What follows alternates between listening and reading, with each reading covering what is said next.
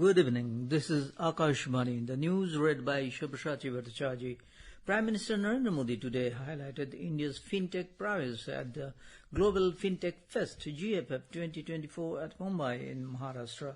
Speaking at the event, Mr. Modi said the fintech sector played a significant role in democratizing financial services. He said in the last 10 years, the fintech space has attracted investments of more than $31 billion. Mr. Modi added that digital transactions have diminished the menace of parallel economy and increased transparency in the banking system.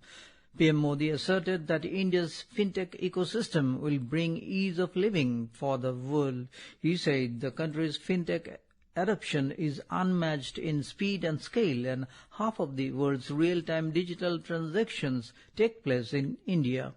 He said in just a decade, India's broadband users have increased from 6 crore to 94 crore. Later in the day, the Prime Minister will inaugurate and lay the foundation stone of various development projects in Palghar.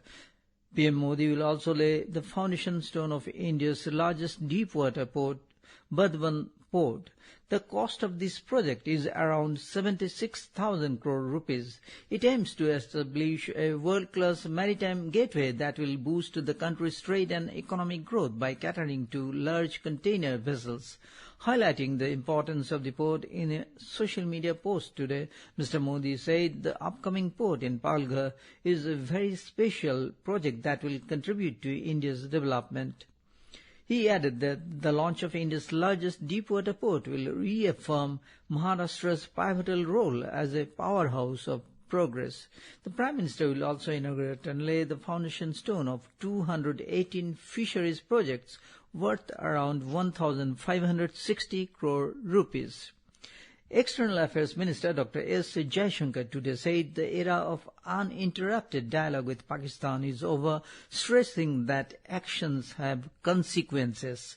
Dr. Jaishankar stated this during a book launch in New Delhi. He said India is not passive with regard to dealing with Pakistan, and New Delhi will react whether events take a positive or negative direction. Talking about Bangladesh, the minister said India has to look for mutuality of interest amidst the political changes in the neighboring country. On India's relationship with the Maldives, Dr. Jaishankar said there have been ups and downs in India's approach to the Maldives. He also said that neighbors are always a conundrum and every country has challenges with its neighbors. India and China have decided to uphold peace and tranquility on the ground in border areas. Both the countries have reiterated that restoration of peace and tranquility and respect for line of actual control (LAC) are the essential basis for restoration of normalcy in bilateral relations. The 31st meeting of the Working Mechanism for Consultation and Coordination on Indo-China Border Affairs was held yesterday in Beijing. Joint Secretary East Asia from the Ministry of External Affairs, Gaurangolal Das, led the Indian delegation. According to the Ministry of External Affairs, the two sides had an open, constructive and forward-looking exchange of views on the situation along the LAC to narrow down differences and find an early resolution of the outstanding issues. The meeting of the Joint Committee of Parliament on the Work of Amendment Bill 2024 is currently underway in New Delhi to seek views and suggestions from various stakeholders.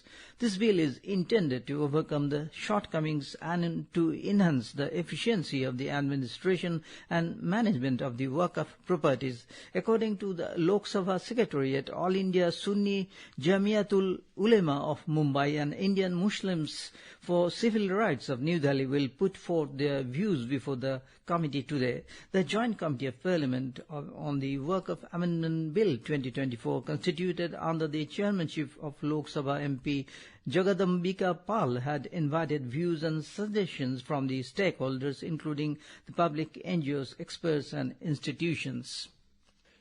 In a move to simplify the process for pensioners, the government today launched a single simplified pension application form and digital integration of Bhavishya with EHRMS. The unique initiatives were launched by the Minister of State for Ministry of Personal Public Grievances and Pensions, Dr. Jitendra Singh in New Delhi through video conferencing. That's all in this news bulletin. Namaskar.